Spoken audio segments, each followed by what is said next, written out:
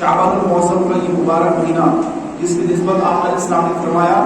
کہ رجب یہ اللہ کا مہینہ، شعبان یہ میرا مہینہ، شعبان یہ میرا مہینہ، اور ماہ رمضان یہ میری امت کا مہینہ۔ میرے پیارے بھائیوں، یہ شعبان المعظم چل رہا ہے، یہ وہ مبارک مہینہ جس کے بارے میں آپ علیہ السلام نے فرمایا یہ میرا مہینہ ہے، اور آپ علیہ السلام نے فرمایا اس ماہ میں تم کثرت سے درود پاک پڑھا کرو اور اس ماہ میں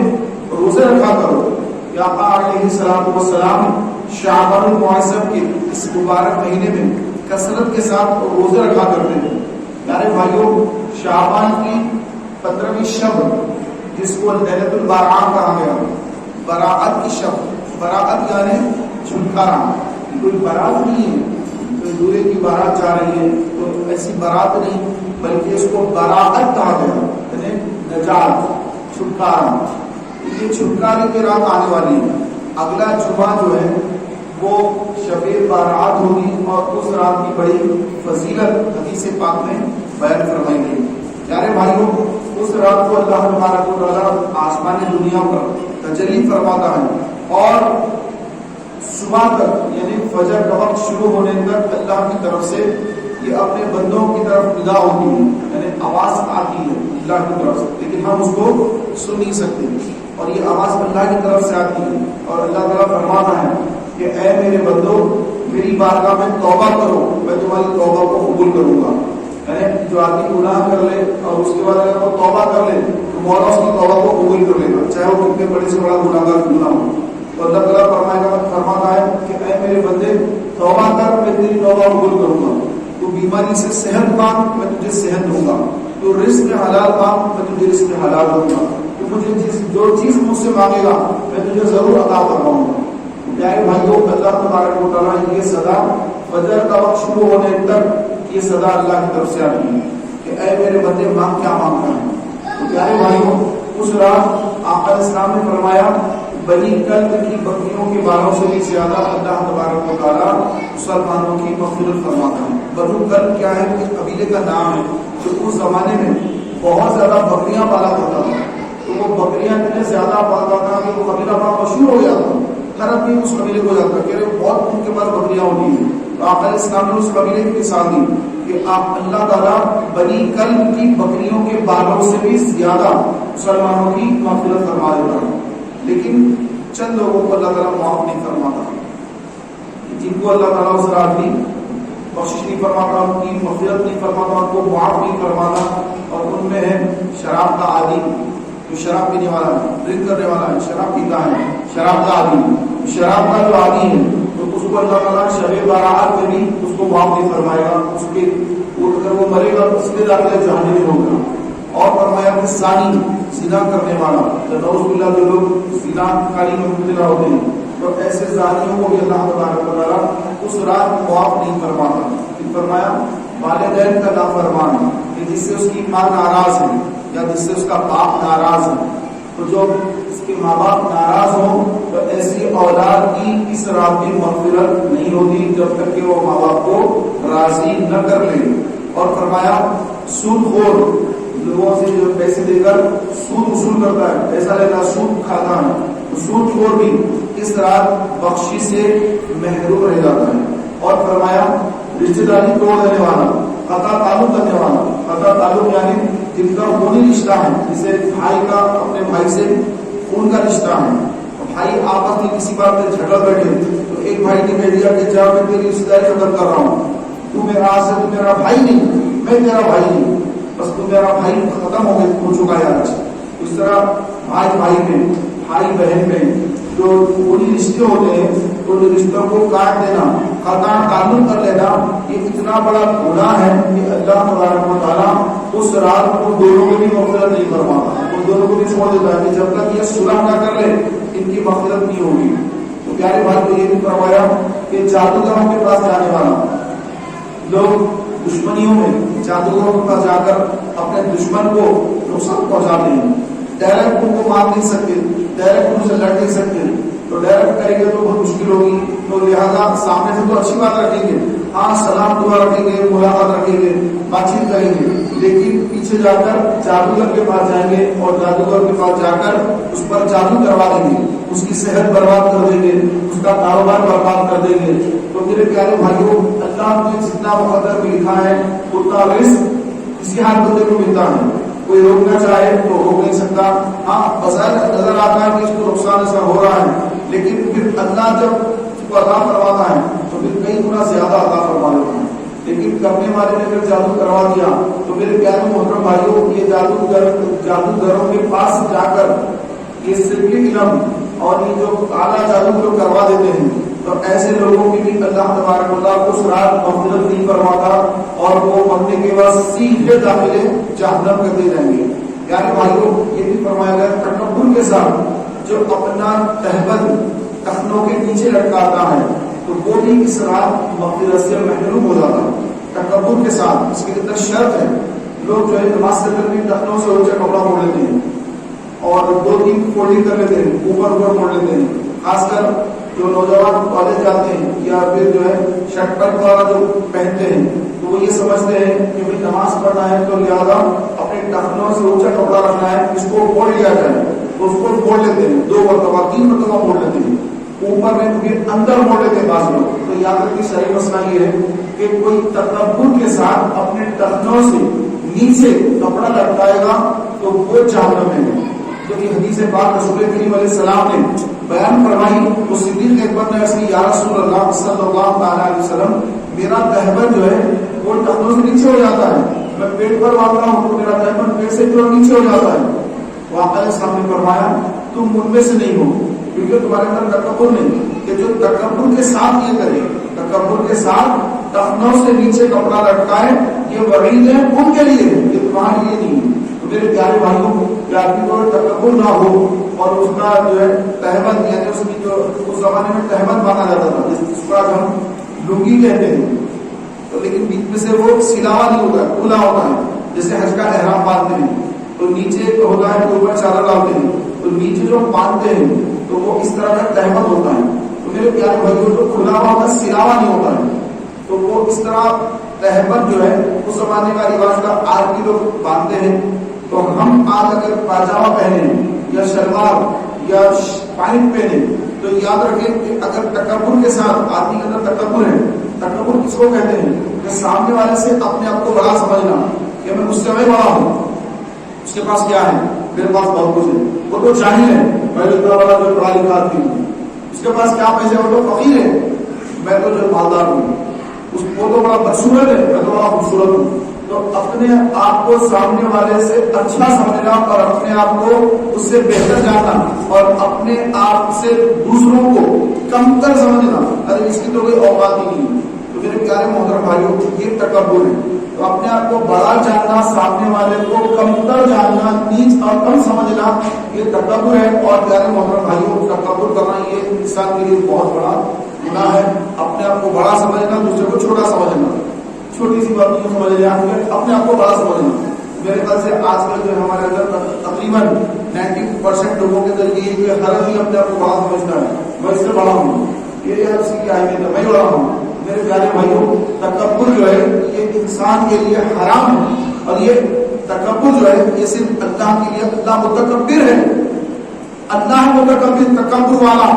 انسان کے لیے تکبر بالکل جائز نہیں. رسول کریم علیہ السلام نے عاجزی اختیار فرمائی اور عاجزی کرنے کا حکم دیا کہ جو اللہ کے لیے عاجزی کرتا ہے اللہ تعالیٰ اس کو بلندی عطا فرماتا ہے. یہ حدیث پاک میں بیان فرمایا گیا. تو تکبر نہ ہو اور آدمی جو ہے تہبند اگر ٹخنوں کے نیچے بھی باندھ لے یا اس کا پینٹ اگر ٹخنوں کے نیچے ہے، پاجامہ یا شلوار ٹخنوں کے نیچے ہے، لیکن اس کی دل کی کیفیت ایسی نہیں ہے کہ اپنے آپ کو بڑا سمجھ رہا ہے، تکبر میں مبتلا ہے، ایسی کیفیت نہیں ہے. نارمل کیفیت دیکھنے میں تو آپ کے ساتھ میں گناہگار ہوں اور عاجزی ہے اس کے اندر، اور ٹخنے کے نیچے بھی کپڑا ہے اس کو کوئی گناہ نہیں.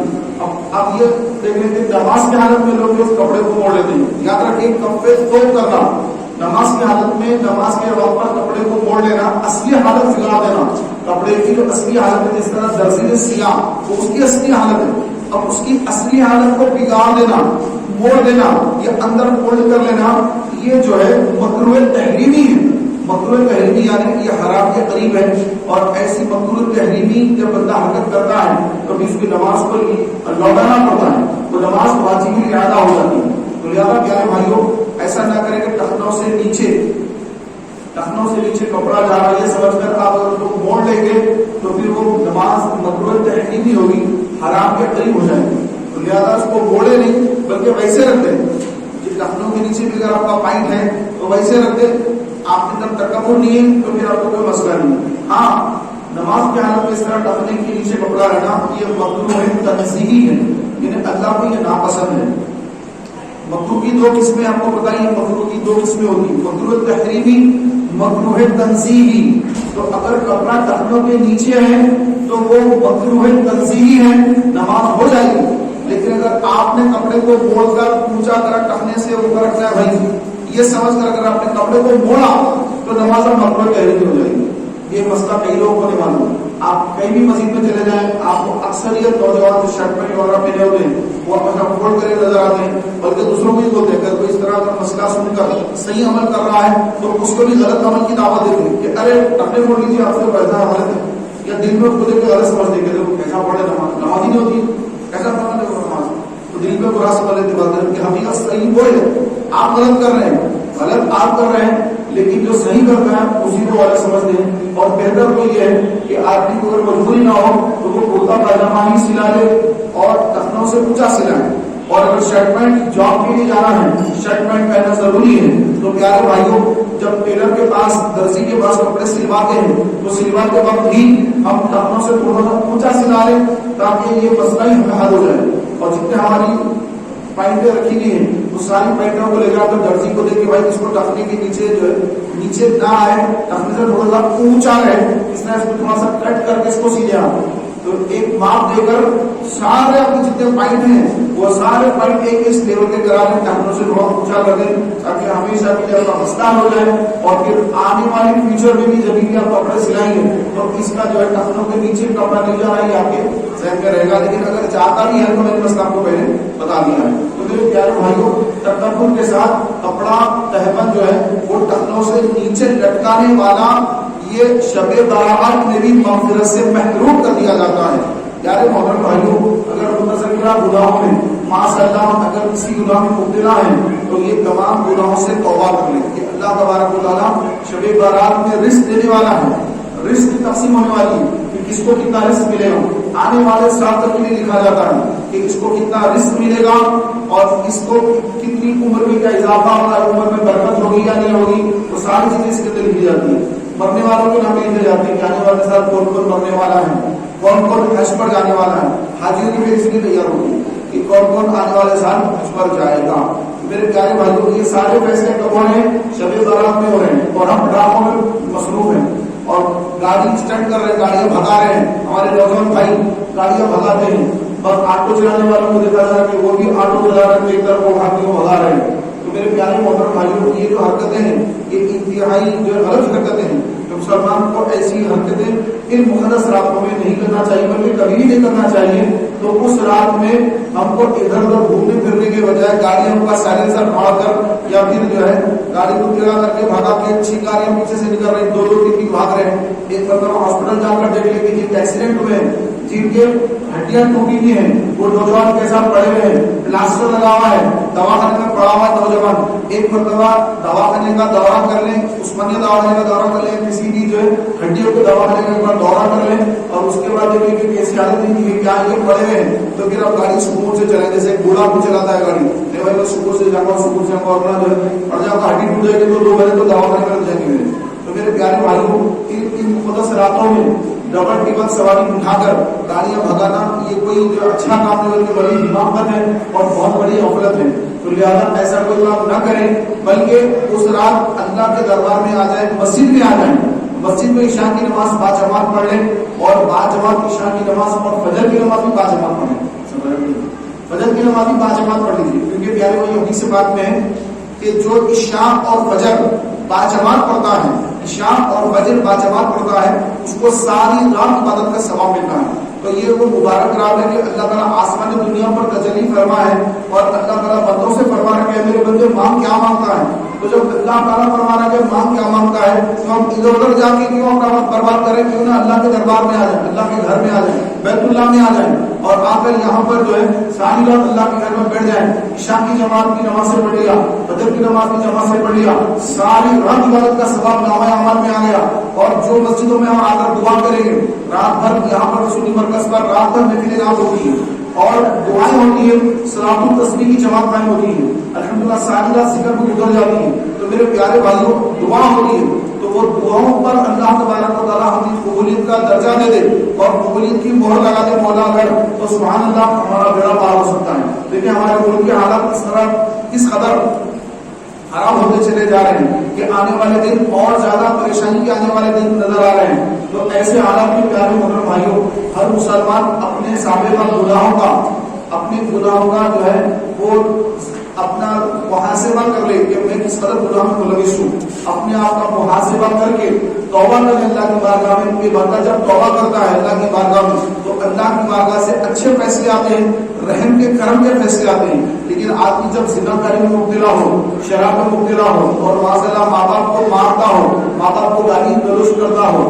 اور ماں باپ کو گھر سے نکال دیتا ہو، اولڈ ایج ہوم یعنی بڑی عمر کے لوگوں کو رکھنے کا ہوم جو ہے وہ بنا دیا گیا حیدرآباد کے اندر زمانے پہلے، اور مسلمان اپنے ماں باپ کو گھروں سے نکال رہے ہیں اور وہ بوڑھے ماں باپ جا کر جو ہے اولڈ ایج ہوم میں دے رہے ہیں۔ تو پھر کیا اچھی حکومتیں تھوڑی جائیں گی؟ اچھی حکومتوں کو اللہ تعالیٰ اچھے جو ہے وہاں پر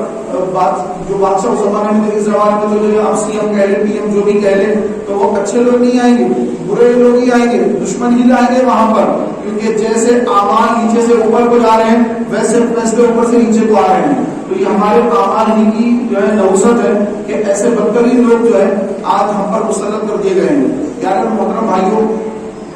ایک دور تھا مسلمانوں کا، بہت اچھا دور گزرا مسلمانوں کا، اس کے بعد پھر مسلمان خراب حالت میں گرتے چلے گئے، نمازوں سے دور، مسجدوں سے دور اور گانے باجے رقص و سرور ایسی اس میں چلے گئے۔ تو پیارے بھائیوں، اس وقت کے تاتاریوں کو اللہ نے اوپر مسلط کر دیا، تاتاری قوم کو اللہ نے مسلط کر دیا۔ وہ تاتاری قوم جو ہے مسلمانوں پہ حملہ ور ہوئی اور مسلمان بہت زیادہ شہید ہوئے اور بہت زیادہ تباہیاں بربادیاں ہو گئی، شہر کے شہر تباہ ہو گئے۔ اس کے بعد ایک زمانے کے بعد ایک جو مسلمان